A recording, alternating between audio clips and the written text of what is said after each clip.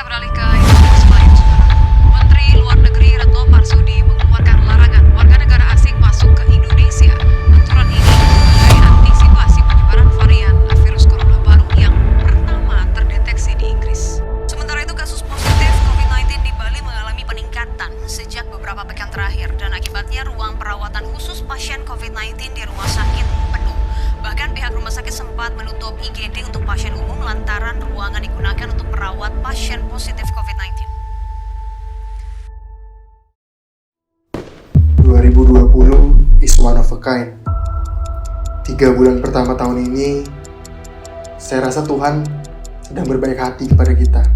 Namun setelahnya, Tuhan memberikan kita cobaan berupa wabah pandemi COVID-19 ini. Saya masih ingat betul, saya mendapatkan pemberitahuan libur selama 2 minggu dari universitas karena adanya pandemi ini. Saya juga masih ingat betapa bahagianya saya ketika perlu pulang ke rumah saat itu. Apakah saat itu sorakmu dan bahagia kalian masih sama dengan saya? Namun siapa sangka, 2 minggu itu malah membuat kita semakin terkurung hingga hari ini. Menunggu tanpa kepastian, berdiam diri, tak berbuat apa-apa. Saya merasa kehidupan saya direnggut begitu saja. Pandemi ini membuatku tidak produktif. Pandemi ini menghalangi liburanku. Pandemi ini menghentikan mimpi-mimpiku, dan pandemi anjing ini menjauhkanku dari teman-temanku.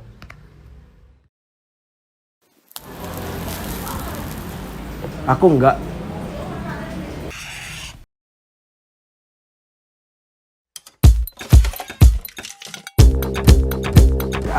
Yang Coffee ini sudah berdiri sejak 3 September 2018, sekitar sudah 2 tahun lebih yang lalu gitulah ya. Specialty-nya di sini itu berupa kopi.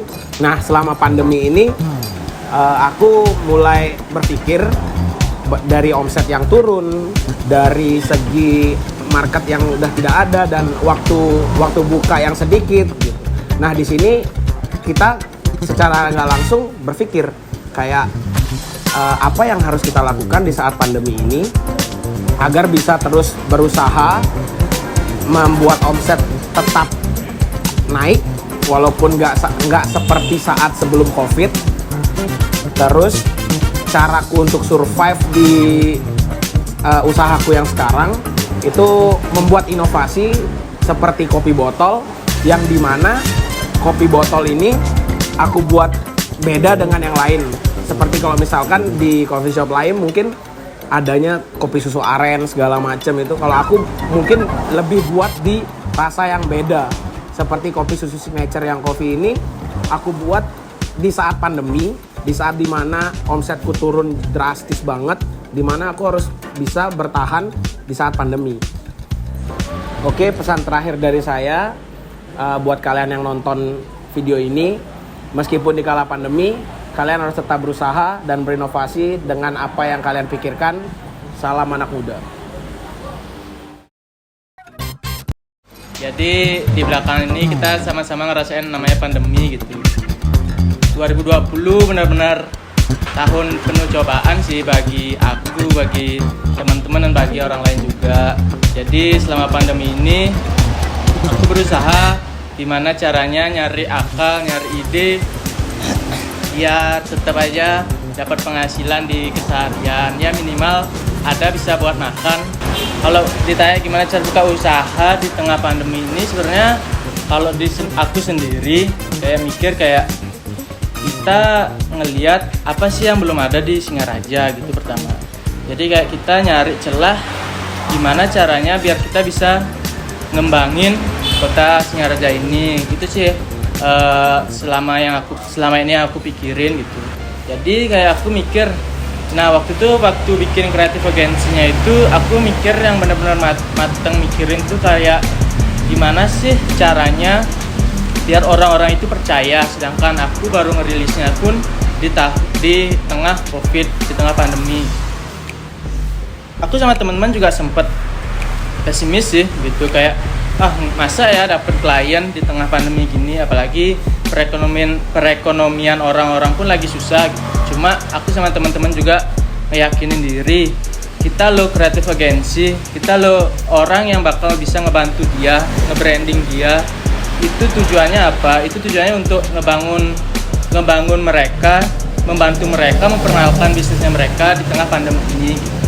Jadi kalau bisa dibilang sangat menguntungkan bagi diri aku sendiri sama teman-teman dan bagi pemilik usahanya. Jadi kita sama-sama menguntungkan. Kita dapat penghasilan, mereka juga dapat branding dan bisa memperkenalkan dirinya mereka ke orang-orang lewat dari entah itu videonya, entah itu foto ataupun pengenalan yang kita berikan di sana kayak gitu. Terus ada pesan sih dari aku sendiri. Kalau pesanku tuh hidup tuh cuma ada tiga hari, kemarin, sekarang, dan besok. Jadi biarkan gagalnya kemarin jangan diulang sekarang agar besok bisa menemukan rasa kesuksesan. Intinya tetap semangat, bersyukur, dan tetap jalani apapun kegiatanmu, apapun usahamu. Jangan pernah minder sama apa yang kamu miliki sekarang, tetap bersyukur. Dadah, thank you. Makasih Dot. Yoi.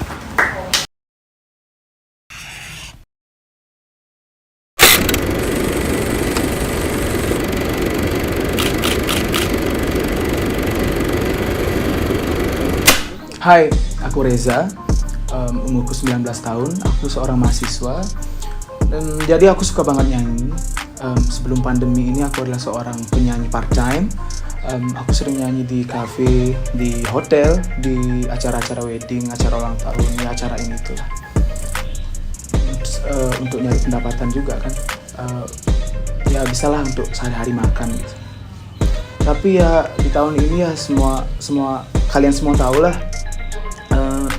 Karena pandemi kayak gini, jadi panggungku berkurang, keinginan aku untuk menghibur penonton juga berkurang. Tapi itu nggak jadi alasan sih buat aku berhenti berkarya. Aku masih bisa upload cover lagu di YouTube dan ya nyanyi-nyanyi iseng lah di Instagram juga dan di platform-platform lainnya. Jadi buat teman-teman semua, jangan jadikan ini sebagai batasan kalian untuk jadi produktif dan tidak berkarya lagi. Keep it true aja kan. Pernah ada yang bilang life must go on. Ya sekarang waktunya. Jadi ya gak usah ngeluh lah. Karena ngeluh cuma untuk beban aja. Halo semuanya, kenalin nama aku Dewe. Aku adalah mahasiswa ilmu politik. Nah, selain menjadi mahasiswa ilmu politik, aku juga aktif di dunia teater. Biasanya kan kalau teater itu kan ngadain pementasan offline yang penontonnya itu bebas, kapasitasnya mau berapa aja. Cuma sekarang karena lagi kondisi pandemi ini, biasanya teater itu membatasi jumlah penontonnya. Soalnya kan harus ada space, harus ada jarak di antara para penonton.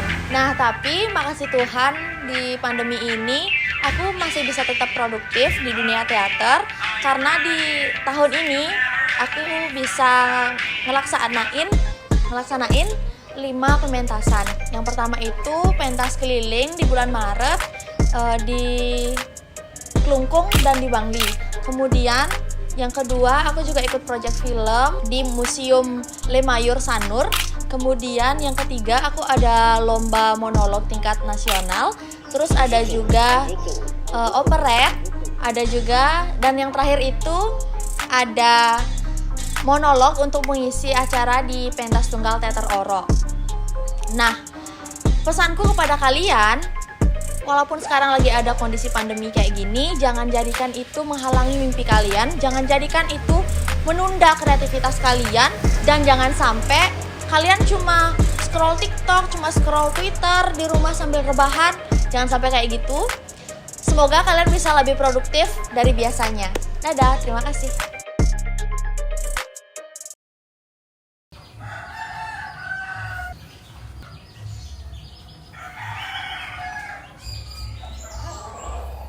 Perkenalkan, nama saya Iko Mas Arya Sanjaya, bisa dipanggil Arya. Saya berpendidikan di Politeknik Penerbangan Palembang.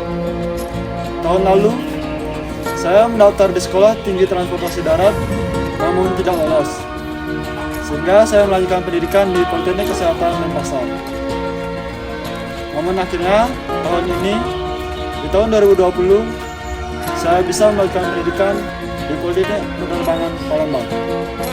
Di tahun 2020 ini merupakan tahun yang penuh tantangan bagi saya pribadi karena ada pandemi COVID-19 ini, di mana kegiatan olahraga dan belajar saya terganggu. Namun, saya tetap melakukan kegiatan olahraga maupun kegiatan belajar, tapi tetap dengan protokol kesehatan. Di mana saya berlari, saya belajar sendiri juga, hingga akhirnya puji Tuhan dengan doa dan usaha saya lolos dan dapat melanjutkan pendidikan di Politeknik Penerbangan Palembang ini. Saya sangat senang dan sangat bersyukur bisa lolos dan melanjutkan pendidikan di Politeknik Penerbangan Palembang ini. Saya harap meskipun sekarang masih musim pandemi COVID-19, saya harap teman-teman semua bisa melanjutkan aktivitas seperti biasanya dan apa yang teman-teman cita-citakan dapat terwujud semua. Semoga COVID-19 ini tidak menghambat kegiatan kita semua.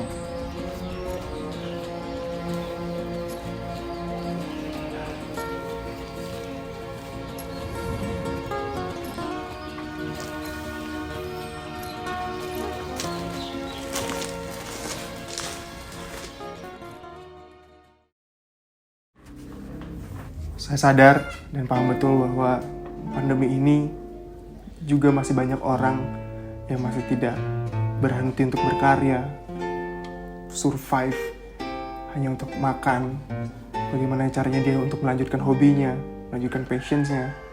Dan banyak juga orang-orang yang mendapatkan buahnya, mendapatkan hasilnya di tahun 2020 ini. Teman-teman, kita tahu sendiri bahwa 2020 penuh dengan hal-hal buruk. Mungkin kita bisa sepakat dengan hal itu, tapi teman-teman, bahwasanya kita mengawali 2020 ini dengan penuh optimis, penuh harapan, mencoba untuk meraih impian-impian kita. Tapi teman-teman, kita tahu juga bahwa 3 bulan pertama tahun 2020, mungkin itu yang dikasih Tuhan untuk kita senang-senang, tapi semenjak saat itu, kita berada di rumah dan melakukan segalanya dari rumah. Saya percaya teman-teman bahwa setiap tahun itu pasti ada sisi baik dan sisi buruknya. Entah itu tahun kemarin 2019, entah ini tahun sekarang 2020 ataupun tahun-tahun berikutnya. Pengalaman saya pribadi tahun 2020, kenapa 2020 ini memberikan kesan yang sangat baik dan positif bagi saya, hanya sesederhana dan hanya sesimpel saya bisa mencium tangan bapak saya sebelum beliau berangkat kerja. Saya bisa menemani beliau saat makan siang dan berkumpul bersama saat makan malam bersama keluarga. Marilah kita menebar kepositifan teman-teman, bahwasanya setiap tahun itu pasti ada sisi baik dan sisi buruknya. Mungkin 2020 sudah usai, tapi perjuangan kita belum selesai teman-teman. Chin up, semangat untuk 2021. Terima kasih. Dan saya, Teja, Dode, Dewe, Reza, dan Arya sudah bercerita. Mana ceritamu?